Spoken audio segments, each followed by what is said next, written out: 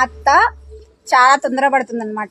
ఏం తొందర అంటే మా అత్త నా మొగుడు రెండో భార్యతో పిల్లల కంటే వదిలేస్తుందేమో అప్పటికైనా ఇంక దీన్ని అని అనుకుంటుంది. నీ కొడుకు 100 మంది పిల్లలు కన్నా 100 పెళ్ళిళ్ళు చేసుకున్నా ఐ డోంట్ కేర్.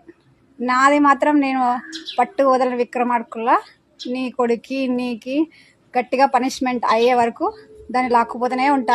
అన్ని కోర్టుల చుట్టూ నేను తిరుగుతుంటా, మిమ్మల్ని తిప్పుతూనే ఉంటా. అస్సలు వదలను. దీంట్లో జస్టిస్ జరగాలి. ఇట్లాంటి అమ్మాయిలను మోసం చేసే వాళ్ళకి కానీ, సో అబ్బాయిలు మోసం చేసే అమ్మాయిలకు కానీ, అమ్మాయిలు మోసం చేసే అబ్బాయిలు కానీ ఉంటారు కదా, సో అలా వాళ్ళకు కూడా ఇది ఒక గుణపాఠం అవ్వాలా. ఇది బోత్ ఆఫ్ అంటే అమ్మాయి కానీ అబ్బాయి కానీ మోసం చేసే వాళ్ళకి ఇది ఒక గుణపాఠం అవ్వాలా. సో అత్త నేను వదిలేస్తానని అస్సలు అనుకోవద్దు. లోయర్ కోర్ట్ అయిపోతే డిస్ట్రిక్ట్ కోర్ట్ అయిపోతే హైకోర్టు అయిపోతే సుప్రీంకోర్టు. అక్కడ వరకు నేనైతే లాకపోతా. దీనికైతే నువ్వు ప్రిపేర్ అయ్యి ఉండాలి అత్త, ఖచ్చితంగా.